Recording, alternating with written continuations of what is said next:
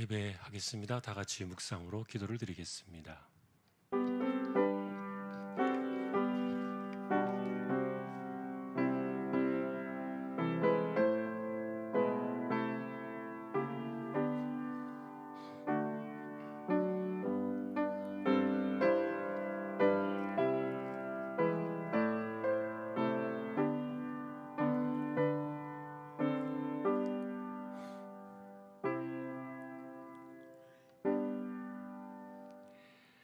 내 짐을 여호와께 맡기라. 그가 너를 붙드시고 의인의 요동함을 영원히 허락하지 아니하시리로다.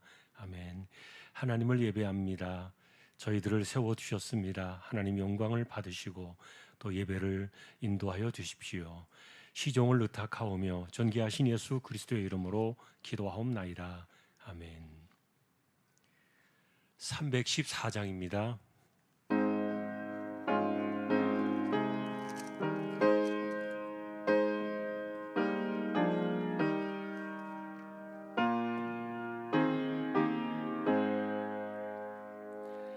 내 구주 예수를 더욱 사랑 엎드려 비는 말 들으소서. 내 진정 서원이 내 구주 예수를 더욱 사랑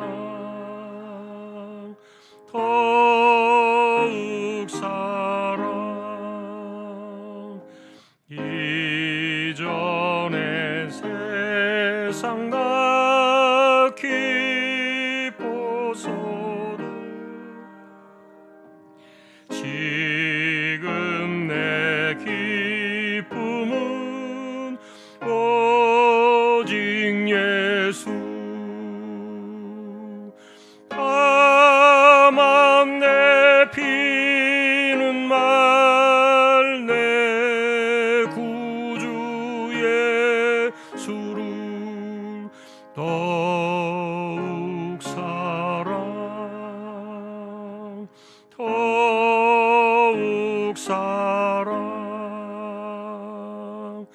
이 세상 떠날 때 찬양하고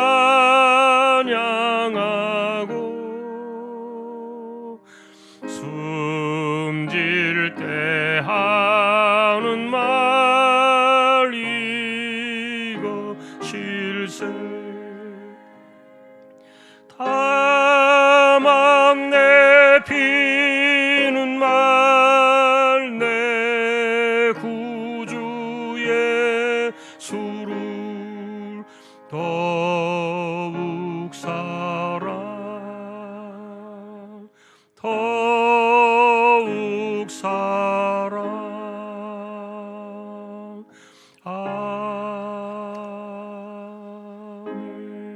아멘. 조명숙 권사님 기도하시겠습니다. 그러므로 형제들아, 내가 하나님의 모든 자비하심으로 너희를 권하노니 너희 몸을 하나님이 기뻐하시는 거룩한 산 제물로 드리라. 이는 너희가 드릴 영적 예배니라. 아멘. 좋으신 하나님 아버지, 오늘 또 예배의 자리로 인도해 주셔서 감사드립니다. 성령을 따라 살아야 하지만 연약하여 주어진 환경을 믿음으로 바라보지 못했음을 고백합니다. 용서하여 주세요. 이제 상반기 신방이 시작되었습니다. 준비 과정에 은혜를 주시고 선포되는 말씀을 통하여 구역과 가정들이 힘을 얻고 건강한 믿음으로 세워지게 하옵소서. 모든 선교지와 김포 주한교회를 주님께 의탁합니다. 월요일에 출발하는 투르키예 선교지 방문과 성지 순례 일정들이 은혜 가운데 안전하고 건강하게 잘 다녀올 수 있도록 인도하여 주세요. 겨자씨 천국잔치와 고3 입시생들 준비하는 가운데 하나님께서 세밀히 도우시고 아버지의 은혜를 구합니다. 특별히 주왕의 환우들에게 위로와 평안을 주시고 잘 견뎌내어 회복되는 은혜를 구합니다. 이 시간 말씀을 전하시는 목사님의 영과 육을 강건케 하시고 주시는 말씀을 통하여 듣는 저희들 마음에 잘 새겨 하나님의 선하시고 기뻐하시고 온전하신 뜻이 무엇인지 분별하여 순종하는 삶 살아가게 하옵소서. 감사드리며 예수님의 이름으로 기도드렸습니다.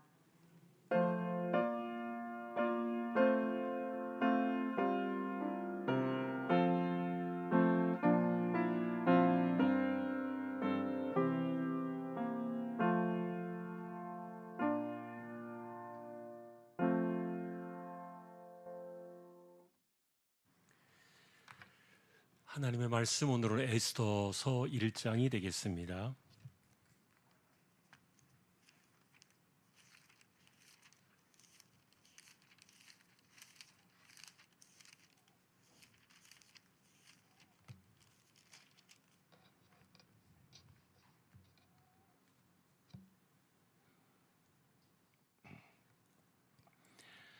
교독하겠습니다. 이 일은 아하수에로 왕 때에 있었던 일이니 아하수에로는 인도로부터 구수까지 127지방을 다스리는 왕이라. 왕위에 있은 지 제3년에 그의 모든 지방관과 신하들을 위하여 잔치를 베푸니 바사와 메대의 장수와 각 지방의 귀족과 지방관들이 다 왕 앞에 있는지라.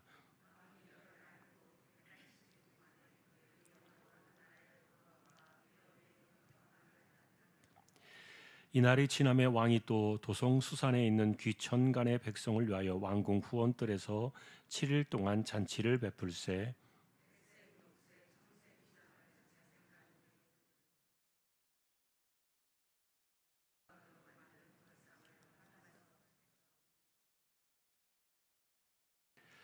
금잔으로 마시게 하니 잔의 모양이 각기 다르고 왕이 풍부하였으므로 어주가 한이 없으며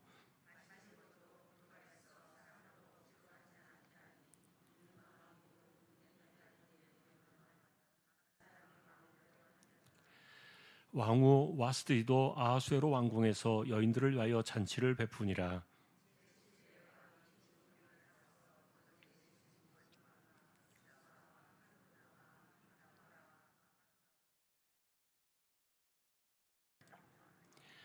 왕후 와스디를 청하여 왕후의 관을 정제하고 왕 앞으로 나오게 하여 그의 아리따움을 뭇 백성과 지방관들에게 보이게 하라 하니 이는 왕후의 용모가 보기에 좋음이라.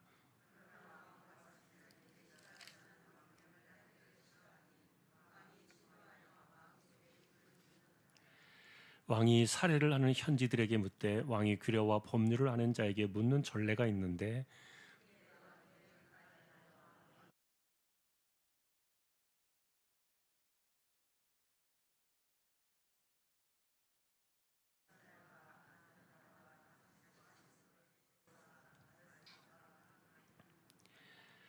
왕후 와스디가 내시가 전하는 아하수에로 왕의 명령을 따르지 아니하니 규례대로 하면 어떻게 처치할까?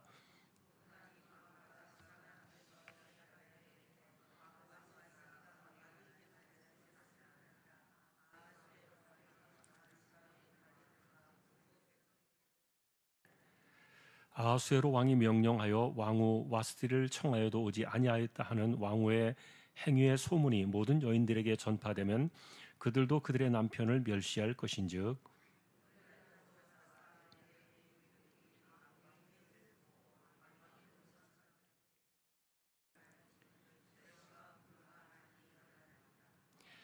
왕이 만일 좋게 여기실진데 와스디가 다시는 왕 앞에 오지 못하게 하는 조서를 내리되 바사와 메대의 법률에 기록하여 편기함이 없게 하고 그 왕후의 자리를 그보다 나은 사람에게 주소서.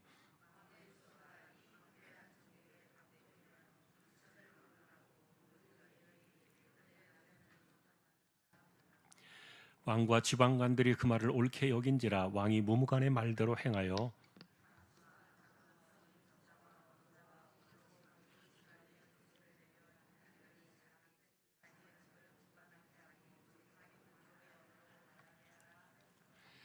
아멘. 교회 소식은 주보를 참조하시기 바랍니다. 이제 31구역 구역 찬양 드리겠습니다.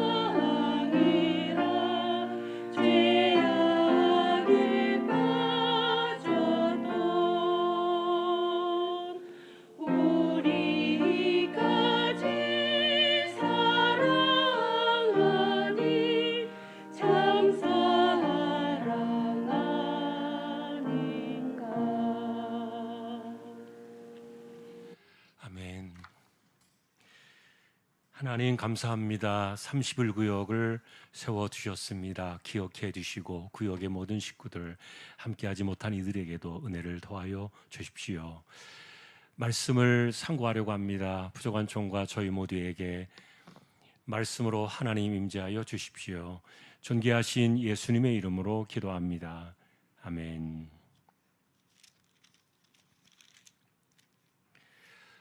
성경에서 하나님의 이름이 전혀 들어가 있지 않은 유일한 성경, 에스더서입니다.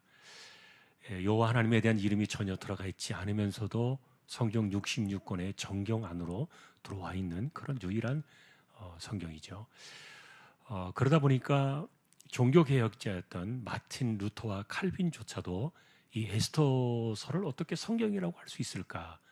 그분들도 이것을 성경으로 받아들이는 것에 대해서 조금 개운치 않게 여겨서 그랬는지 평생에 설교를 한 번도 안 했다, 그렇게 알려져 있어요. 그래서 이 에스더서는 정말 성경이 맞는가 이렇게 이제 그 의심을 제기하는 사람들이 있음에도 불구하고 구약의 그 랍비들 그리고 우리가 보통 말하는 이제 구약의 마소라 사본을 정비했던 구약의 선생님들이죠. 그분들은 이 에스더서를 성경 안으로 들어왔고, 그리고 초대교회 역시 의심 없이 이 에스더서를 66권 가운데 하나의 성경으로 받아들이게 되었지요. 약간의 차이는 있어요. 무슨 차이가 있는가 하면은 사실은 이 에스더서가 가지고 있는 이 성경의 개념은 하나님께서 유대 백성들, 그러니까 택한 백성들이죠. 언약 백성들은 어디에 살든지 무슨 일이 일어나든지 하나님이 그들은 지켜주신다. 기적 같은 삶으로 그들을 보호해 주신다. 그런 것들을 강화시켜준 성경이에요, 에스더서가. 그래서 유대인들에게는 이 에스더서만큼 자부심을 갖게 하는 성경은 없는 거예요. 유일하게 다른 성경을 다 잊어버려도 지금까지도 유대인들 어린아이들조차도 기억하는 성경이 에스더서거든요. 그래서 이때 사건이 있었던 불임절입니다. 이때 사건이 있었던 불임절의 내용은 이제 안으로 들어가면서 우리가 조금 더 보겠습니다만, 이 불임절의 사건은 이제 여러분들이 에스더서의 내용을 알고 있는 것처럼 하만이라는 그 바사 왕국의 장관이죠. 으뜸가는 그 하만이라는 장관이 유대인들을 모르드게 때문에 미워해서 몰살시키려는 그 계략을 세우지 않습니까? 그래서 이 모르드게 때문에 유대인들을 몰살시키려고 하는데, 그런데 역전이 되어버렸죠.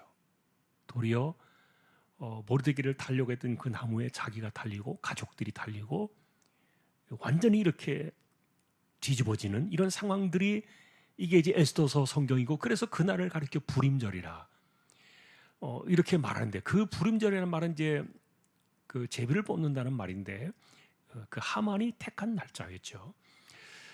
그래서 지금도 이 불임절이 오면은 유대인들은 그 하만의 그 권세를 상징하는, 그가 아마도 이렇게 삼각형 모양의 그 삼각뿔 모양의 무슨 관을 쓰고 다녔던 것 같아요, 하만이. 그래서 지금도 하만의 모자, 그래서 케이크를 하만의 모자처럼 이렇게 만들어 가지고 지금도 불임절에는 그 모자를 으깨 가지고 부시면서 이렇게 먹습니다. 그러니까 하만을 우리가 이겼다, 이런 그 퍼포먼스를 지금도 행하는 건데, 유대인들은 여전히 이 불임절 그리고 이 에스더 성경을 가장 선호하는, 가장 좋아하는 성경 가운데 하나로 그들이 기억을 하고 있습니다.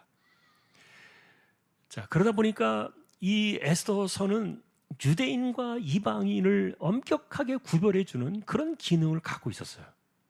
이방 세계 속에서 유대인들을 따로 하나님께서 불러 세우셔서 어떤 일이 있어도 유대인들은 하나님이 지켜두시고 보호하신다, 이런 개념으로 이제 유대인과 이방인을 차별화시키면서 구별했던 건데,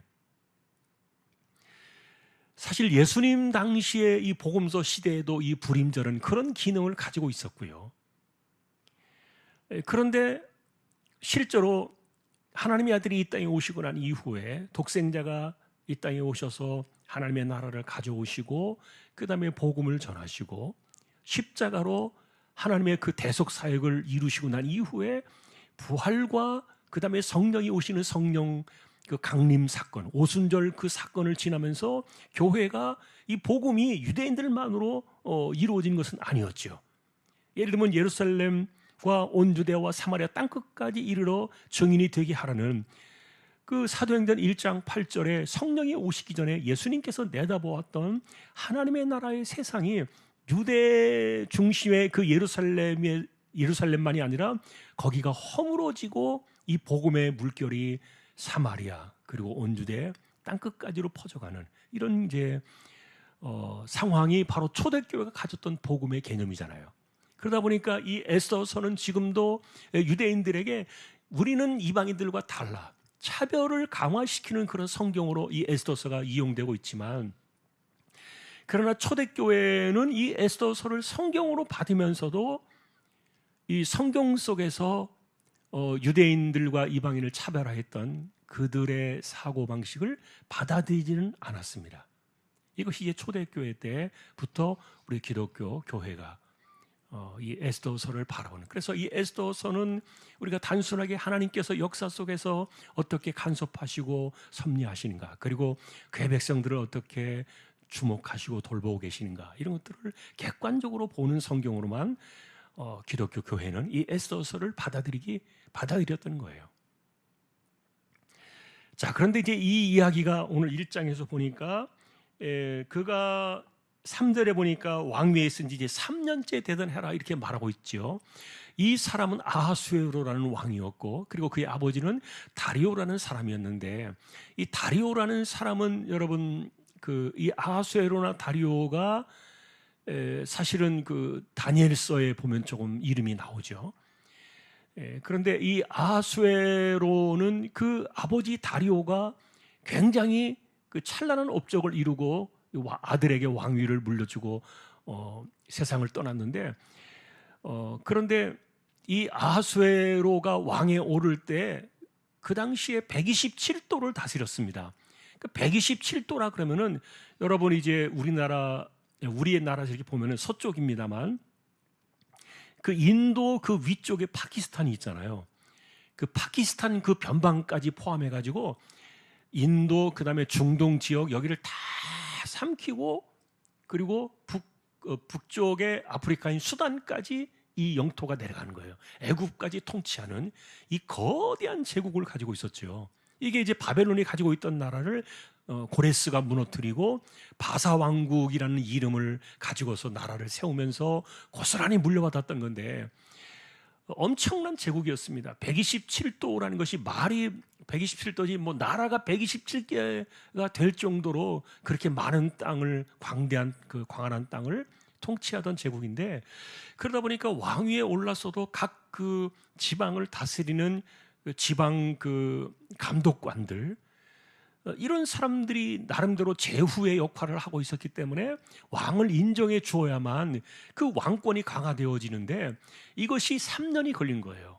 아하수에로가 왕이 된 지 3년째 되던 해에 모든 사람들을 통합하면서 이제 비로소 자신이 이제 이 제국의 황제라는 그런 그 위세를 얻게 된 것이 3년째가 되던 BC 483년의 일이었는데, 그러다 보니까 이 사람이 그것을 기념해 가지고 성대한 잔치를 베푼 거예요. 이른바 예를 들면 뭐 술잔치죠. 사실 남자들 중심으로 이루어지는 잔치 그러면은 술이 빠지지 않잖아요. 술잔치를 하는데 아주 최고급 그 술을 내어놓고 제한 없이 그냥 막 며칠 동안 일주일이 넘도록 그냥 먹고 싶은 마음껏 먹고 취하고 이렇게 만들어 준 건데, 그런데 그 기간 동안에 이 아하수에로가 자신의 이제 권세를 자랑하는 거예요. 위세를 자랑하고, 그 다음에 자신의 영광과 화려함 이런 것들을 소위 말하는 이제 내가 이제 진짜 황제다라는 것들을 그 지방관들을 불러다가 앉혀놓고 그것을 이제 위세를 보여주었다는 거죠. 자, 그런데 이 사람에 대한 그 기록을 보니까 아하수에로, 여러분들이 여기 기록을 보시면 알겠지만 잔치에 왕후가 오라고 말했는데 오지 않았다고 해서 지금 삐졌잖아요. 인간적으로는 삐졌다고 말하지만 이 사람이 굉장히 포악한 사람이었어요.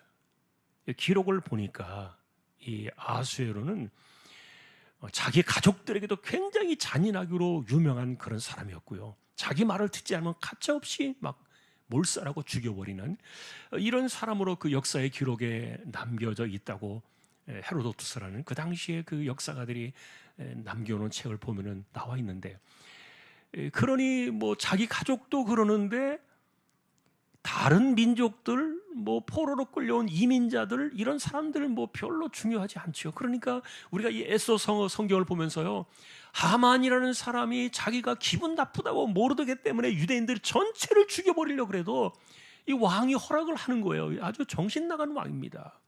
이 사람은 이런 것에 대해서 굉장히 인식이 없어요. 생각이 없고 포악하기로 유명하고 자기 기분에 틀어지면 막 다 뒤집어 엎어버리고 이랬던 왕이에요. 자, 그런 사람이기 때문에 오늘 이제 이 사건 잔치 가운데 이제 하나의 사건이 벌어지잖아요. 하나의 사건이 벌어진 것은 뭡니까? 일주일쯤 지나가지고 이 왕이 어쨌든 자기가 잔치를 벌이고 있으니까 왕후도 또 나름대로 자기 그 내빈들을 이렇게 불러다가 왕후도 자기끼리 잔치를 이렇게 하고 있었던 거죠. 그런데 왕이 7일째 되던 날 이 왕후 와스디입니다. 와스디, 이름도 좀 비슷해요. 와스디를 불러다가 좀 자랑을 하고 싶었던 거죠. 이 고관들 앞에서 내 왕후가 이 정도다, 이렇게 이제 뭐 그런 것들을 자랑하고 싶어서 불렀다 그랬어요. 7명의 내시 가운데 대표를 불러다가 7내시를 불러다가 왕 명령을 전달했는데, 그런데 왕후가 못 가겠다 그런 거예요. 왜냐하면 거기에 뭐 술 취해가지고 난장판이 된 그런 그 남자들만 있는 그런 그 잔치 자리에 자기가 가는 것도 아마도 모양도 좋지 않고, 또 거기 가서 무슨 누구 뭐 비유를 맞추고 뭐 그러겠습니까? 그러니까 와스트의 입장에서는 자기 상황에서 못 가겠다 이렇게 이야기를 했던 거예요. 자, 그런데 여러분들이 이제 이 일장을 보시면은 굉장히 우스운 그 결정들이 나오죠. 왕후가 이것을 거절했다는 이것에 대해서 일단은 이 성경에 보니까 어떻게 표현되어 있나요? 12절에 보니까 왕이 진노하여 마음속에 불 붙는 듯 하더라. 이게 뭐 소위 말하는 머리 뚜껑이 열렸다는 거죠. 막 불이 붙었던 겁니다. 그 자기 말을 감히 왕후가 말을 안 들어? 이 많은 사람들 앞에서 나를 모욕해? 내가 한마디 했는데 내 말을 듣지 않는 사람이 있어? 이런 것에 대해서 이제 막 그 속이 막 불 이렇게 막 끓어가지고 이걸 어떻게 이제 하면 좋을까? 그랬던 거예요. 그런데 이제 이런 상황에서 눈치를 보기 좋아하는 신하들이 아부할 수 있잖아요. 그 지방관 가운데 무무관이라는 7 방백들 가운데 대표였던 한 사람이, 무무관이라는 사람이 뜬금없이 그 문제를 전국의 문제로 비화시킨 거예요. 전국의 문제.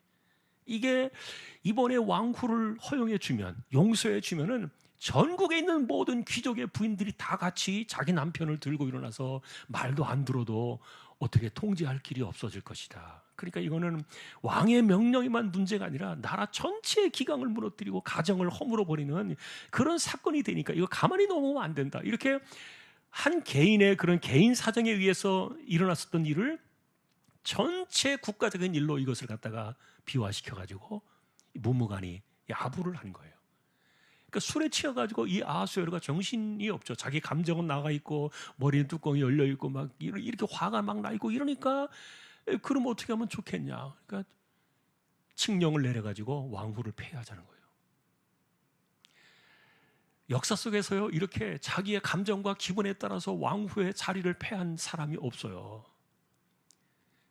좀 우리식으로 말하면 죄송합니다만 이 또라이예요. 이 사람이 정신 나간 왕이에요. 아주 자기 감정적이고 그 다음에 포악하고 기분에 사로잡히고 자기 마음에 안 들면 막 이렇게 막 사람을 죽이기도 하고, 그러니까 엄청난 왕후의 자리를 한순간에 한 번 오지 않은 것에 대해서 이 간신들의 아부하는 이야기를 듣고서 그걸 툭툭 내뱉어가지고 그걸 갖다가 칙령으로 내보낸 거예요.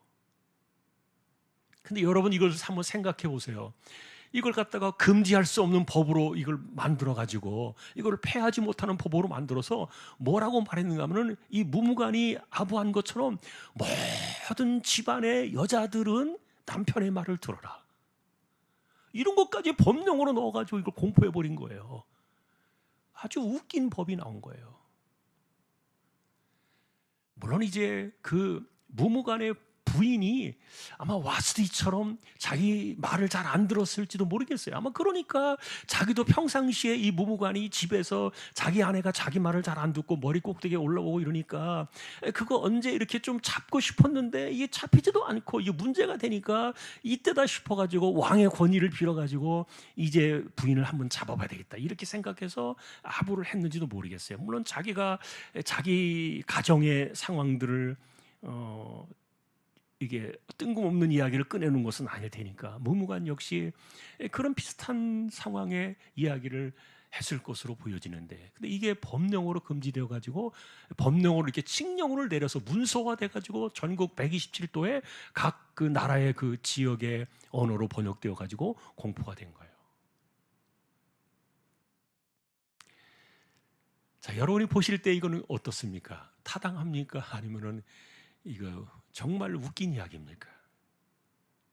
한 사람의 이야기가 모든 여자들을 싸잡아서, 한 사람의 이야기가 모든 가정들을 싸잡아가지고 이렇게 매도해버리고 모든 가정과 모든 여자들을 완전히 가정을 질서를 무너뜨리고 자기 남편을 무시하는 뭐 이런 그 사건으로 이것을 갖다가 확장시켜버린 거예요. 근데 여러분 이런 것들이 어디서 나올까요? 왜 그럴까요? 이 법을 만드는 사람들이 누구예요? 다 남자들이에요. 이 남편들이 법을 만들잖아요. 이 사람들이 고관이지만 그 사람들이 지금 법을 만들 수 있는 그런 그 자리에 앉아 있는 장관들이지만, 이 여러분 예를 들면 이런 말이요, 팔이 안으로 굽는다는 얘기예요. 그러니까 법을 만드는 사람들, 지금도 여러분 이렇게 제가 비판하면 조금 아니라고 말할 수 있는 사람도 있을지 모르겠지만 우리나라 법이 계속 만들어지고 법이 계속 바뀌고 막 이러잖아요. 그런데 그 어떤 사람이 만드느냐에 따라 자기 성향에 맞게 팔이 안으로 굽어지도록 법을 만들게 되어 있는 거예요. 우리나라 국회법이 그래요. 정말 공평하게 어떤 그 공의와 진리를 따라서 이렇게 법이 만들어지는 게 아니라 자신들의 어떤 필요와 이익을 따라서 팔이 안으로 굽어지듯이 그렇게 만들어지잖아요. 법이 그렇지 않은 게 얼마나 되겠습니까? 인간이 다 그러니까. 사람이 만든 법이라는 게 이게 얼마나 우스운 이야기냐, 이런 것들을 보여줘요. 이런 것들을 법령으로 만들어가지고 칙령 속에 집어넣은 거죠. 법조문이라는 게 그래요. 근데 예를 들면 여러분 하나님의 율법은 어떻습니까? 하나님 이 땅에 내시니 그 법은 그게 어떤 하는 쪽에 치우치거나 이렇게 하신 것이 아니잖아요. 그 율법이 영원한 진리로 우리에게 남는 것은 공의로우신 하나님의 법이 나와 있기 때문인데, 그러니 사실은 이 법을 만들고 법을 지키는 이 세상 속에서 사람들이 우리가 법을 만들 때 사실 가장 기본으로 삼아야 될 것은 율법이 아닌가 생각이 돼요. 율법을 중심으로 해서 그 율법의 정신과 이런 것들이 그대로 살아나오는 법을 만든다면 그 사회는 그래도 공의로운 사회가 되겠죠. 그러나 모든 세상이 다 그렇지는 않거든요.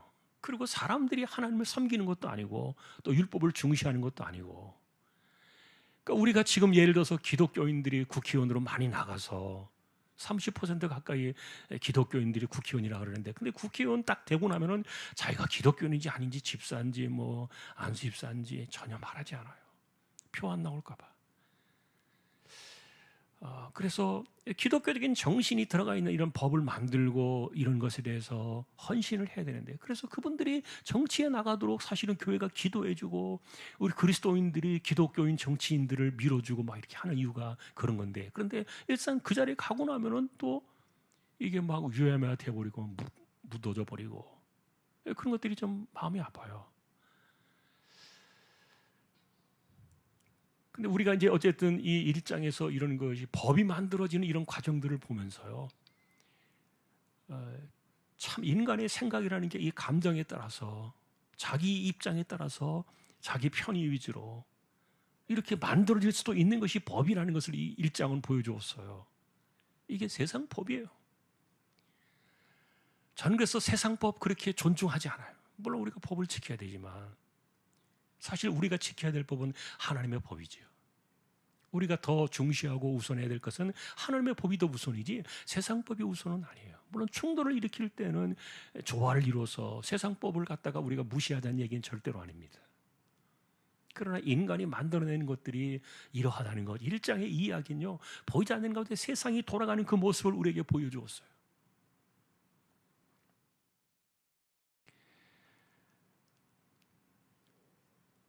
한 사람의 왕후의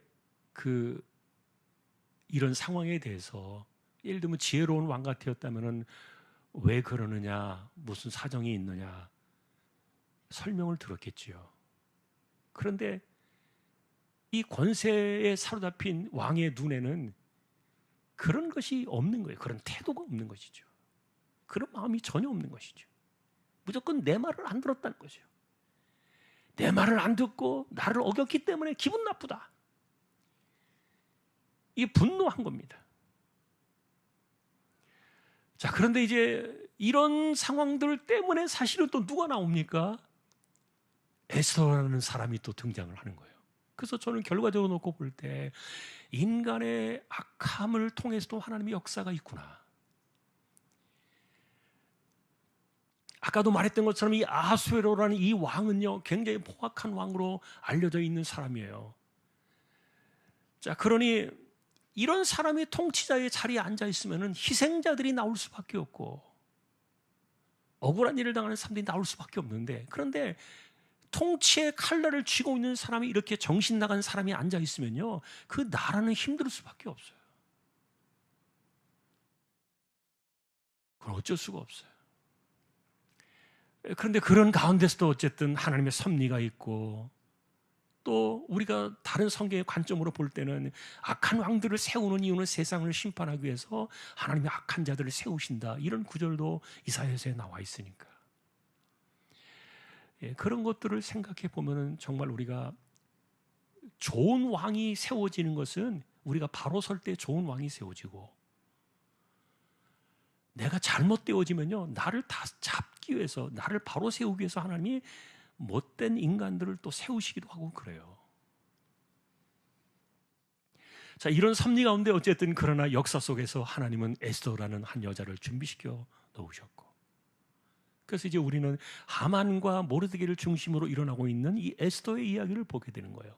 이 에스더라는 이 사람은 사실은 자기의 의지와 상관없이 왕후의 자리에 자기가 신청을 하게 되었고, 그리고 거기에 면접을 하고 시험을 보고 이렇게 해서 거기에 이제 합격을 하는 왕후가 되는 이런 자리로 이제 나가게 됩니다만, 이 정신 나간 어쨌든 이 포악한 이 아하수에로를 상대해야 되었던 이 에스더의 입장에서는, 그러니 여러분 우리가 나중에 이제 그 내용들이 보면 나옵니다만, 잘 왕후라고 해서 마음대로 못 하잖아요.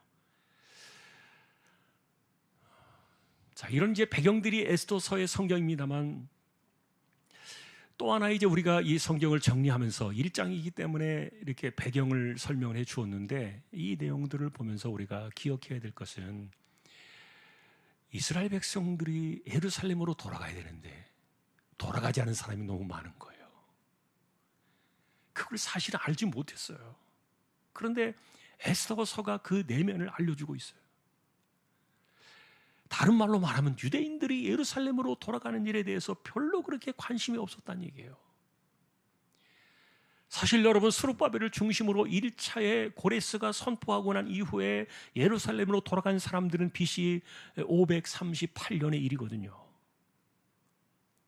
539년에 이 고레스가 칙령을 공포하고 그 이듬해 538년에 유대인들이 돌아오기 시작한 것으로 보여지는데, 그런데 그때 돌아온 사람들이 많아야 겨우 한 5만 정도밖에 안 되었거든요. 5만 명. 그러고 나서 이제 한 100여 년이 지난 즈음에 BC 458년에 누가 또 데리고 갑니까? 두 번째 돌아온 사람이 에스라였잖아요. 에스라. 그런데 에스라가 두 번째 데리고 돌아올 때도 지난번에 우리가 보았지만 한 5천여 명 정도밖에 안 되었어요. 그리고 마지막 그로부터 BC 458년이죠. 445년이죠. 13년이 지난 후에 성벽 사건 때문에 느헤미야가 마지막으로 백성들을 데리고 돌아오는, 그때는 숫자가 얼마나 됐는지 별로 기록이 안 나온 걸 보니까 많이 돌아온 것 같지는 않아요. 근데 이렇게 1차, 2차 어쨌든 공식적으로 3차에 걸쳐서 예루살렘으로 돌아가는데 유대인들이 예루살렘으로 돌아가는 것에 대해서 별로 마음이 내키지 않는 겁니다. 왜 그럴까? 우리가 느헤미야서를 통해 본 것처럼 이미 터전을 잡았어요. 100년이 넘으니까. 거기서 이미 자식을 낳아서 결혼했고 집을 지었고 직장이 거기 있어요. 그러니까 이걸 버리고서 다시 또 예루살렘으로 돌아서 맨 땅에 헤딩하듯이 모든 것을 시작한다는 것이 너무 어려우니까 그걸 하고 싶지 않은 거예요. 아, 유대인들이 많이 안 돌아가고 있었구나. 에스더서는 사실은 그걸 또 고발해주고 있어요. 돌아가지 못한 그들. 그런데 이 돌아가지 못한 그들 속에서 이런 그 하만과의 얽혀진 관계에서 엄청난 위험의 사건이 일어난 겁니다.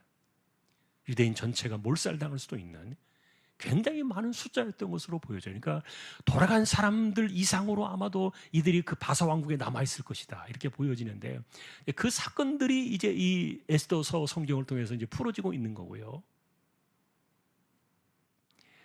그래서 역사를 다시 한번 이제 이 말씀을 정리하면서 확인해 보니까 에스라가 2차로 데리고 돌아올 때보다 이 모르드게가 먼저 일어났던 사건이에요. 이건 제가 에스라서를 이야기할 때 말씀을 드렸던 것 같아요.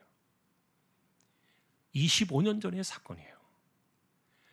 25년 전에 이미 이 모르드게 에스더의 사건이 있었어요. 불임절이 만들어진 거예요. 그러니까 25년이 지난 이후에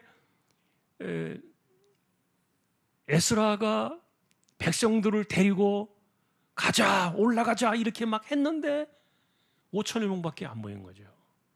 그때 아와 강가에서 금식을 선포하고 돌아갈 사람은 다 모여라 그랬는데 그렇게밖에 안 모인 거예요. 자, 그럼에도 불구하고 우리는 에스라와 느헤미야가 어떻게 이들이 안전하게 예루살렘으로 돌아올 수 있었는가에 대한 그 배경들을 이 에스더서에서 보게 되는데, 여기에는 아마도 모르드게라는 그런 그 위대한 인물이 배후에 있었을 것이다. 근데 또 살펴보니까 이 모르드게가 겹친 사람이 또 하나 있어요. 다니엘이에요. 그런데 두 사람은 성경에서 겹쳐서 나오고 있지는 않아요. 왜냐하면 이 다니엘은 계시를 받았지만 이 모르드게는 계시를 받은 사람이 아니에요. 이 사람은 느헤미야처럼 일반 평신도예요. 선지자도 아니었고, 그리고 이 사람은 뭐 특별한 제사장이나 이런 개념도 아니었기 때문에, 그러다 보니까 이 다니엘서 시대의 같은 세대의 사람으로 이 사람들이 어쩌면은 유대 사회를 그래도 보호하고 지켜나가고, 그래서 그 포로로 끌려갔던 그 어둠의 세월들 속에서도 이들이 죄송합니다. 다니엘은 참 아니네요. 그 훨씬 이전이네요. 정정합니다. 다니엘은 그 이전 사람이고 겹치지 않았습니다. 그러니까 그 포로로 끌려갔던 그 아무도 자신들을 도와줄 수 없던 그때의 세대에 하나님은 다니엘을 통해서 그들을 돌보게 하셨고, 다 유대민족 같은 민족이니까. 그리고 또 이 세대에는, 그 이후 세대에는 모르드게를 통해서 그 남아있는 유대인 세대들을 보호하게 하시는 이런 것들이, 숨은 역사들이 이렇게 드러나 있는 것. 우리가 확인해 볼 수 있습니다. 자, 느헤미야나 에스라와의 이야기는 전혀 연결이 되어 나와 있지 않습니다만, 왜냐하면 그 이후에 일어난 일들이니까. 모르드게가 사실은 그 이후에 에스라와 느헤미야가 있던 시대까지 살았을까에 대해서는 의문이 있어요. 전혀 이름이 나와 있지 않는 것을 볼 때 아마도 세상을 떠났을 것이다, 이렇게 보여지기도 하는데, 어쨌든 이제 오늘 이 에스더서의 이야기는 남아있던 유대인들, 흩어져 있었던 그 포로로 끌려가서 거기에서 터전을 잡고 살아가던, 예루살렘으로 돌아가지 못했던 그들의 삶에 무슨 일이 일어났고 하나님은 그들을 어떻게 보호하셨는가, 그리고 이들은 그 위험을 어떻게 대처했는가, 그런 이야기들이고, 그리고 그 중간에서 중요한 것은 이 아하수에로라는 가장 포악한, 어디로 튈지 모르는, 자기 감정과 기분에 따라서 이렇게 통치를 막 휘둘렀던 이런 잔악한 이런 왕 아래에 있던 유대인들이 어떻게 하나님의 섭리를 보면서 그들이 살아남게 되는가, 그것이 이제 에스더서를 보는 우리의 관점이 될 겁니다. 하나님의 이름은 하나도 나와 있지 않다 그랬고요, 여호와라는 이름도 전혀 나와 있지 않고요, 중간에 에스더가 3일 금식을 선포하죠. 그러나 그 금식이 기도라는 개념도 전혀 나와 있지 않아요.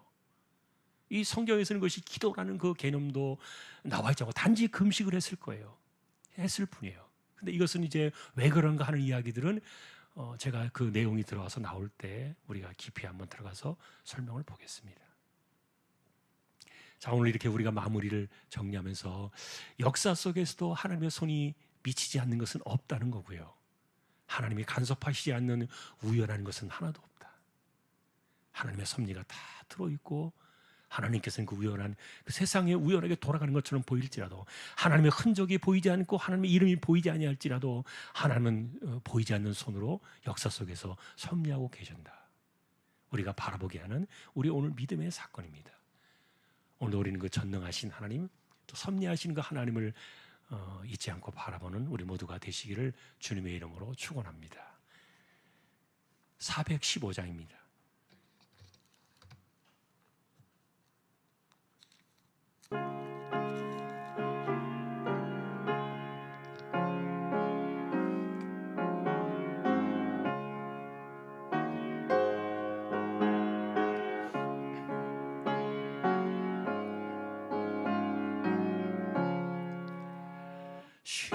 십자가 그늘 아래 나시기 원하네.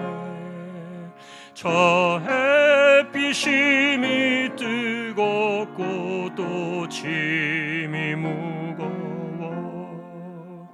이 광야 같은 세상에 늘 방황할 때에 주 십자가의 그늘에 내 쉴곳 찾았네. 내 눈을 밝히 떠서 저 십자가 볼 때 날 위해 고난 당하신 주 예수 보인다.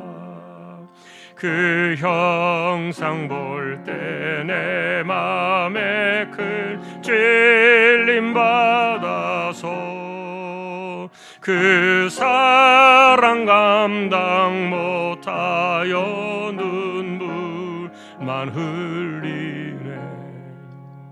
십자가 그늘에서 나 길이 살겠네. 나 사모하는 광채는 주 얼굴뿐이라. 이 세상 나를 버려도 나 두려움 없네. 내 한량없는 영광은 십자가뿐이라. 아멘.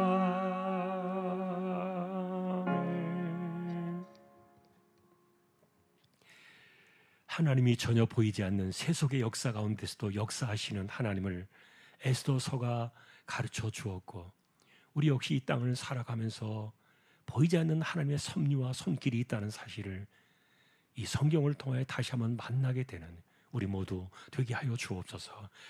이것은 유대인들만의 성경이 아니라 이 땅 속에 간섭하시고 역사하시는 하나님, 하나님께서 자기 백성들을 돌보시며 그들을 주목하고 계신다는 사실을 우리도 기억하게 해주시고, 이 땅을 살아가는 가운데 참으로 하나님의 섭리의 손길이 우리의 삶을 지켜내시고 보호하시고 또 뒤바꿀 수도 있는 이런 거룩한 주권자의 손을 우리가 기억하며 살아가는 우리 모든 심령들 되게 하여 주옵소서. 이재용 집사님, 최태경 청년, 신비한 집사님, 조인성 청년, 김하솔 청년, 백경래 집사님, 조말순 집사님, 이들을 의탁합니다. 병원 치료받는 이들, 암 치료하시는 사람들, 특별히 회복을 기다리고 있는 분들 하나님께서 기억해 주시고 연약한 그들의 육체를, 몸을 붙들어 주시기를 소망합니다. 연세 많으신 분들 기력을 붙드시고 맑은 정신 총기가 흐려지지 않게 하여 주옵소서. 선교지와 개척된 교회와 세우신 주님의 종들, 그리고 입시를 준비해가는 우리 자녀들 하나님이여 선한 길로 인도하여 주십시오. 우리가 또한 이제 다음 주에 튀르키예 단기 선교와 성지 순례를 준비하고 있습니다. 하나님께서 간섭해 주시고 오가는 모든 길 속에 영광을 받으시며 우리 가운데 하나님의 은혜가 함께하는 복된 모든 것들이 되게 하여 주옵소서. 오늘도 예배를 마치고 돌아갑니다.